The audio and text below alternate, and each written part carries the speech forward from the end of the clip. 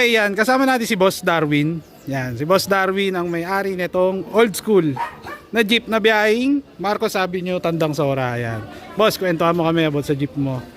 Yan, boss, saan pala gawa itong jeep natin, boss? Gawa siya nung latero namin na si Buboy, dating Wow Motors. Wow Motors. Sa pilang siya binuo.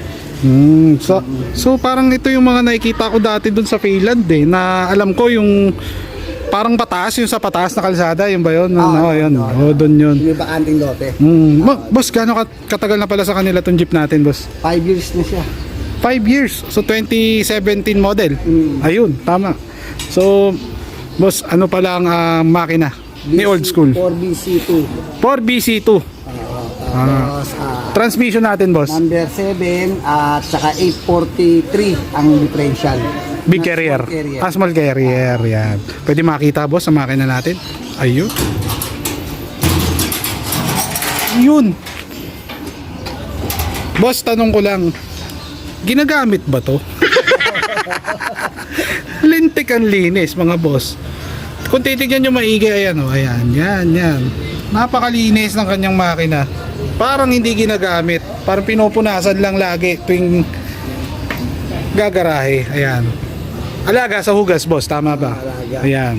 Ano pala ang sikreto ng pagkakaroon ng isang ganitong kalinis na engine bay? Carwash lang halos araw-araw. Yun. Pressurize kasi ito kaya linis-linis lagi. Ayun. So parang ano lang, no? Alaga lang din sa... Talaga. Boss, yung 4BC2 na to, boss, old o new model? New model.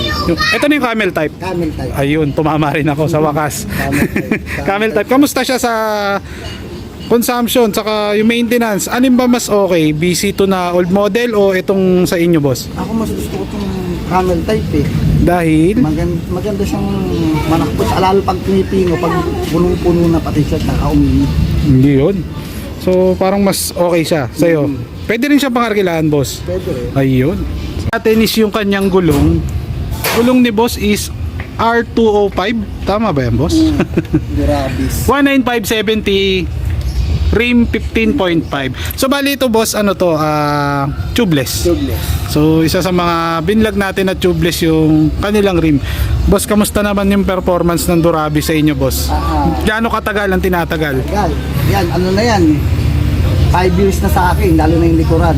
5 years. So bali simula nung nabili, ayan na yun. Hindi pa kayo nagpapalit. Hindi pa. Tagal na rin pala, ano? So bagay, ang biyahe rin naman dito is hindi naman ganong kahatawan, di ba, boss?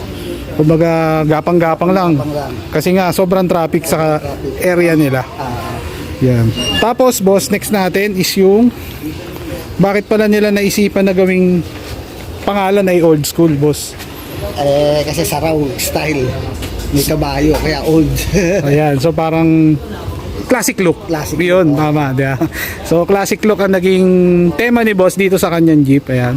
Itong mga ganitong kabayo, boss, saan natin nabili ito, boss? Nabili, yung yan, sa tatay ko pa yan, sa saraw nila dati.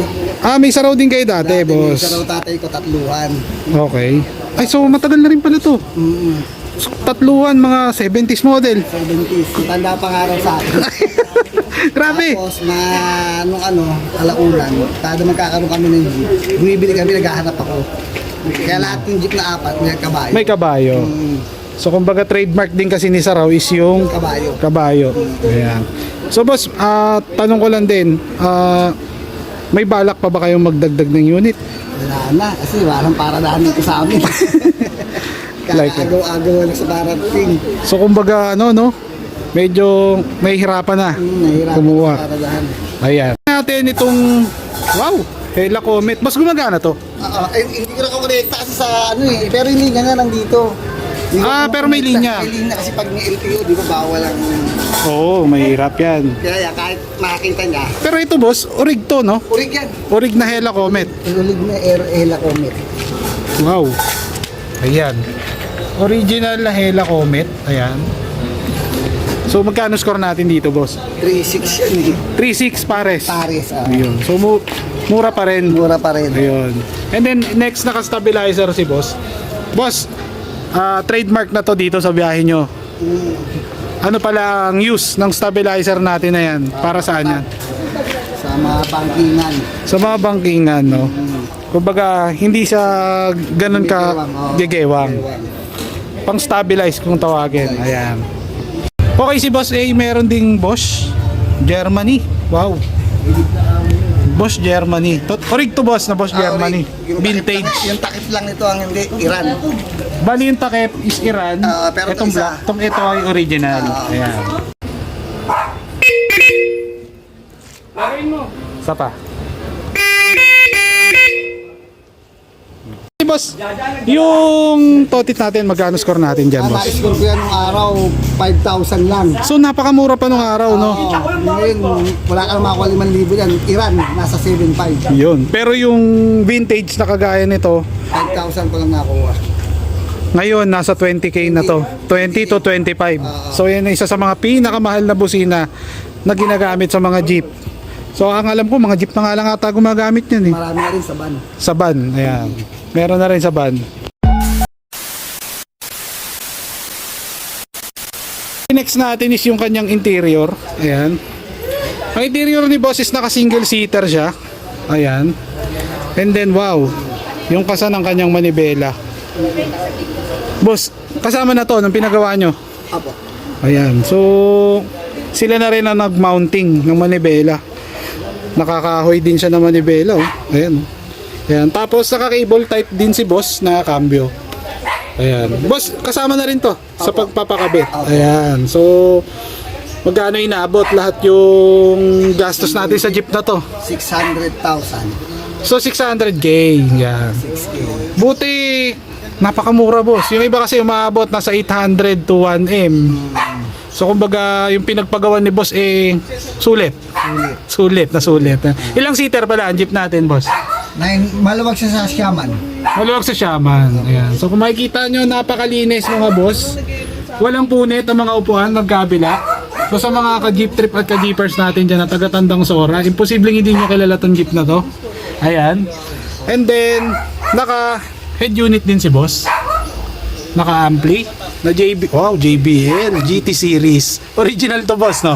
Ayan, sabi ko na original yan. Wala akong nakikita pa na na JBL na amplifier na sa mga binlog natin. Kay boss pa lang, ayan. And then ito is Crunch. Ayan.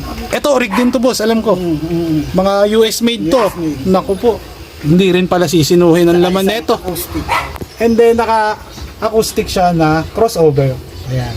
Boss, ano pala ang ating speaker na nakalagay dito sa... Lightning Lab na DGs. Ilang peraso? Dalawa. Dalawang peraso na Lightning Lab na DGs. Ayan. Tapos ang pamboses natin? Dalawang Pioneer na 6x6.5 tsaka Eminence na D8. Eminence na D8. So ito yung Eminence. And then, ayun yung Pioneer na 6.5. Tapos naka Dome Tweeter? From Twitter. Ayun. So, sa mga gusto marinig ka sound test, pag nasakyan nyo na lang, malalaman nyo. Okay, sa mudguard natin, boss. Ayan. One piece yung kanyang concept sa mudguard. Boss, yung mudguard natin, sino nag-sticker niyan? Si Richard ng Obsession. Si Boss Garcia. Boss Richard Garcia ng Obsession. Yung ba yung may saraw? Okay, may Sa, sa na kulay blue. Blue ba o red? Parang red yata yung yun. sa kanya, red yung sa kapatid niya, yung pambiyahe. Yung green. Yun yung green, yun. So shout out kay boss. Ayan. Siya yung gumawa yan. Sa mga gusto magpagawa ng sticker, PM nyo lang siya. Boss Richard Garcia, tama ba boss? Okay. Ayan, okay. Lang boss, yung tindig natin na to boss, parang Pasok. parang two finger gap lang eh oh. Ang aangas eh oh. Lowered eh. Paano pala to ginawa boss? Sino pala nagbaba niyan? Si Brad Pitt ang nagawa niya. Siya yung nagkasa niyan. So paano pala ang ginawa niya dyan? Di ba rin kahit ako, hindi makapaniwala. Kasi mga boss, kung titignan nyo, ayan oh. Wala pang laman yan. Pag nagkaroon pa ng pasahero yan, bababa pa ng konti yan. Ayan. And then yung pang ilalim natin pala boss, ano pala tong molye na gamit natin? Pang Isuzu. Pang Isuzu. So straight Isuzu. Straight Isuzu. Yung nasa ilalim. And then yung shock ni boss is maliit din oh. Monroe. Monroe. Parang iba boss no. Ayan oh, makikita. Monroe pang harap. Ang liit, no? Panlikuran ng laki. So parang inano niya na lang para medyo sub-sub siya. Ang ginawa niyo is maliit yung shock sa harap, Malaki sa likod. malaki yung nasa likod. So, ito yung nasa likod niya, mga boss. Sa gitna po. Nasa gitna. Ayan. Ayan yung nasa gitna. Ayan yung shock niya, medyo mas malaki. Ayan. Sa mga Shoutouts. Cantosora boys. Ala sa presidente namin na si Judas. Sammy Capasio. Presidente niya pangalan. Palayaw Judas. Judas. Pangalan niya Judas. Pangalan niya Sam Capasio. Yun, si Boss Sam Capasio. Siya yung nag-PM yata sa akin, no? Si Boss Sam. Apo. Yan. And then, kay Boss, shoutouts. Sino shoutouts natin? Okay, tulig. 848. Okay, sino pa? Meron pa ba? Ayan. Boss, sino pa? Jeep. Ayan o, boss. Ayan tayo. Shoutouts. Shout out. Kanino? Sa ano po sa asawa ko, tsaka sa bus ko kay ano. Sa mo po kay Walter, ano, Bella Vista. The Shawarma Shack. Oh, the legit. Yun. Si Boss, siya yung bantay. Kaya yung mga bantay sa mga jeep ni Boss. Oo. Yun. Pala opinion natin sa Face Out. Hindi ako sumasangayon sa face out. Dahil Boss, Dahil ano kumbaga siya na ang tinagurian talagang pambiyahe na pampaserong jeep. Tsaka pinaagis na lang ng mga kabataan kumbaga icon na natin, trademark na. Trademark na yan jeep talaga kaysa dun sa inaano nilang modern jeep. Yun. So, kumbaga alagaan na lang kaysa i-Face Out. Siyempre napakaganda mga boss, kung titingnan nyo. 2017 model. Oh, hanggang ngayon. Alive and still kicking, tama ba boss? Ayan. So, ayun nga, no to jeep ni Face Out si boss. Maraming salamat sa lahat ng mga nanood sa akin since day one. Ayan. Tropan Traxas, Kabalen Jeepers, North Caloocan Jeepers, at Patok University, Paliparan Spotted, at marami pang iba. So, please like and subscribe. Babush!